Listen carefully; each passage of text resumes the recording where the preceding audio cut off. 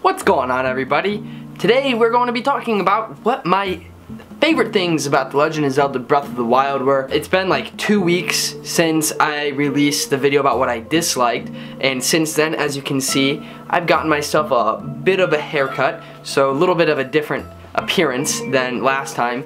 But we're going to be talking about the things that I liked and for the most part loved about the game. It's a pretty long list. I tried to shorten it up as much as I could and combine as many concepts as I could, but nonetheless there's a lot of things that I did love about this game, so we're just gonna get right into it. Okay, so first on our list is mini bosses. So in Breath of the Wild there are four main types of mini bosses in the game. You have your Taluses, your Hinoxes, Lynels, and Moldolgas. I think I say that right. And honestly, that's one of my favorite things about the game because it gives you really hard enemies to fight, and they're pretty staggered. I mean, the fighting techniques that are used between them are all the same, but you have more difficult variants of them besides the Moldolgas. But you know, you have your red Lynels, your silver Lynels, and your white Lynels, and you've all the different colors of them, and I really liked that, and that they all have the kind of own variation, especially in the Lynels, because not gonna lie, those are definitely one of my favorite enemies in the game. Just obviously, I mean, they're just so cool. But they're difficult, which is a good thing. So yeah, I mean, definitely the mini bosses were a great touch to the game, and I hope that they don't take them out, that they keep them in there, because one of my favorite parts. So next on the list is weapon variety. What I liked about this game was that they gave you multiple ways that you can play the game in regards to the equipment that you use. They gave you different types of weapons. You have your lances, axes, swords, you have different types of shields, you have different types of bows, and they really gave you the creative freedom to let you choose how you play, as each type of weapon kind of has its own type of play style and combat. Or you can learn how to use all of them, and you can learn how to use them in different situations, and I just really liked that they let you kind of get more creative with how you like to play the game, giving you the tools that are necessary to actually play the play style that you like to play in. Next is the species in the game. So I really liked that they brought back the Korix and the Rito,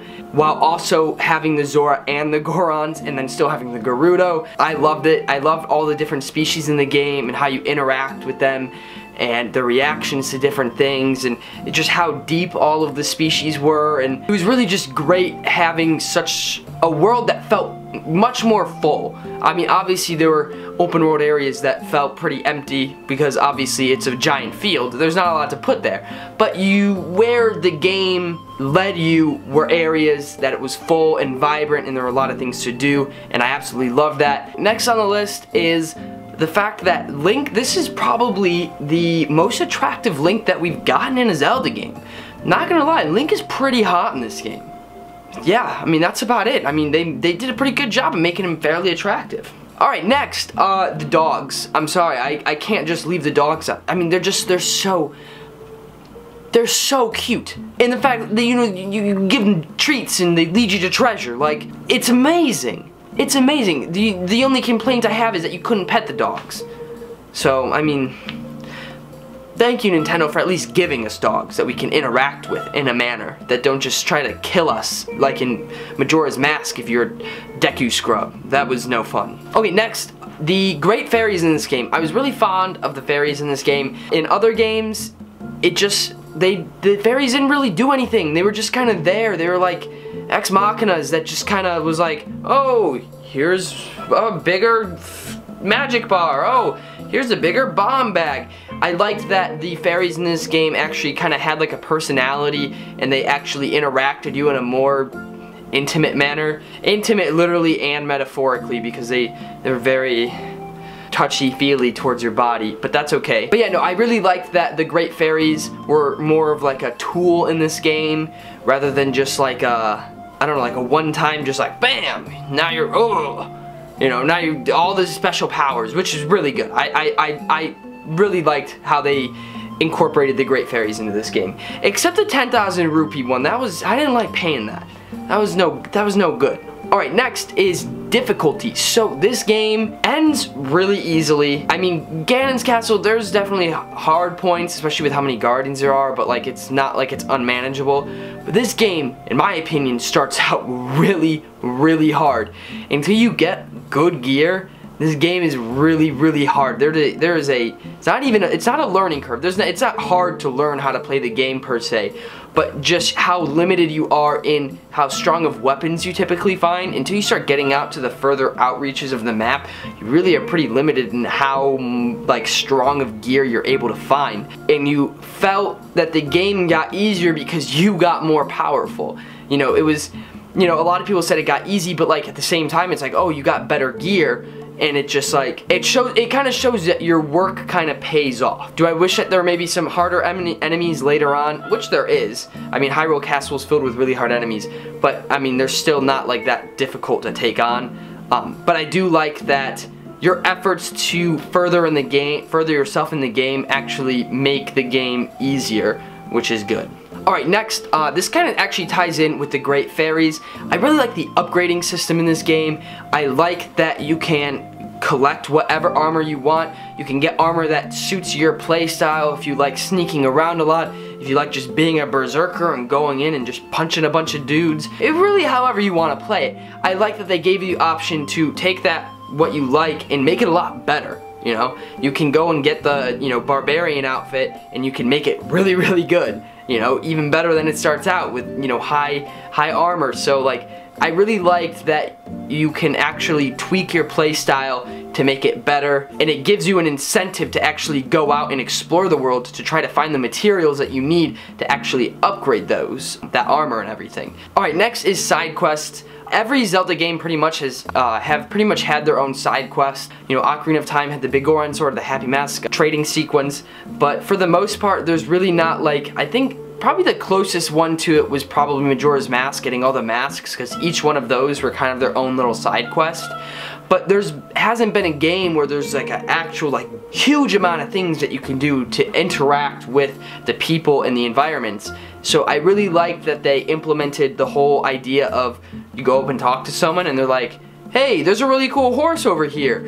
You go get the horse, you show them the horse, and then it's like, whoa, here's 100 rupees, go you. You know, I really liked it. I really enjoyed that. It really gives you an incentive to go out and explore the world and interact with the world to the fullest that it is. And I think it fits the Zelda universe really, really well in my opinion. Alright, next is voice acting. I really loved that they added voices for the main characters.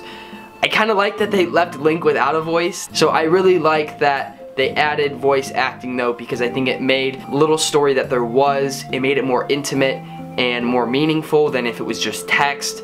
Hopefully in the next game we'll have even more voice acting, and maybe voice acting like conversation choice where you can choose where you want to go in a conversation. I think that would be really cool.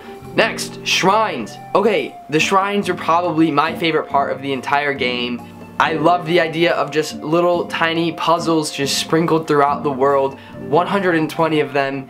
Wherever you go, you're gonna find a shrine essentially, and I loved it. I absolutely loved that there were shrines just everywhere. That each shrine was like its own puzzle. Some of them are similar, but for the most part, every single shrine had its own unique puzzle. Going with having less dungeons, the shrines helped to make up for it a little bit. Didn't make up for it completely, but I thought that it was a great concept idea to go and have these miniature puzzles scattered throughout the land that you find that also serve as means to get you hearts and stamina.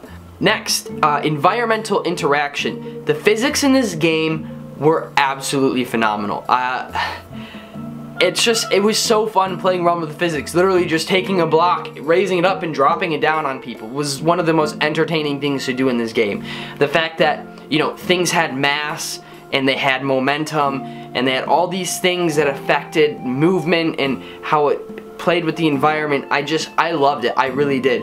And how clean it was and how well worked it was. The engine in this game was absolutely crazy with how well it worked. So yeah, definitely an A+ there for environment. Alright, next is the entire idea of the open world.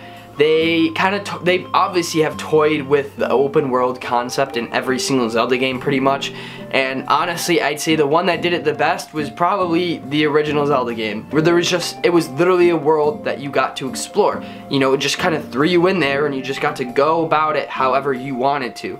And that's what I really liked about Breath of the Wild, because it was kind of like that, where you were in this world and you could literally do whatever you wanted to. And it was a big open world that actually had things to explore, unlike in a game like Twilight Princess where they put you in this big world but it's just like empty and there's nothing really in it besides a bokoblin here and there, you know. So good job on the open world. I liked that there weren't really any barriers inhibiting you from traveling anywhere. So next, this is kind of more of like a, not necessarily an unpopular, but like I feel like I haven't heard this from a lot of people. I liked that the game was set in an apocalypse setting, but the game wasn't a dystopia, which I thought was really good. So you have this great calamity that happened that, you know, was this big apocalypse for the entire world. But, you know, in a game like Ocarina of Time, everybody died. Like that in this game, you have this apocalypse that happened, but there's still people living out perfectly happy lives, like almost unaffected by it. Which I really, really liked that, you know, obviously everybody has their problems and that's what you go around in the side quests and the storyline. But I liked that, you know, it was an apocalypse, but not everything was just doomed to fail and everything was dead. And, you know, I liked that normal things were still happening in the game. You know, it would have been very fun if you walked out in the world and it's like, oh shoot, everything's on fire, everything's dead, everybody's dead. You know, what are you gonna do? Okay, so last on my list is I love the idea of being able to choose your own path, and this kind of conflicts with my previous video about what I disliked. So before I really get into this one, I think it's important to make the distinction that this game very different from any other Zelda game, and sometimes I think it should be treated as a separate game rather than a new Zelda game. In my opinion, it is a great game, 10 out of 10, but it's an okay Zelda game. So with that being said, I loved the idea that you can completely choose your own path. There is the complete freedom of going about defeating Ganon in whatever way you want. You can literally just go and fight Ganon, skip the story, and just fight him. And to a lot of people have said that that's, you know, one of the best things to do. I think it was Verlisify said that actually, in his opinion, the game is best played if you bypass all the story on your first playthrough, because it pulls away from the whole freedom aspect of the game and being out in the wild and everything like that. In my opinion, I kind of wish that I had done that my first playthrough, skipped the story completely and just gone straight into just doing whatever I want, because honestly, I can say it, you know, going around and exploring, the story did get in the way sometimes, because there were a lot of times where I just wanted to go out and explore, but I felt like I was tied down by the story that I was going through.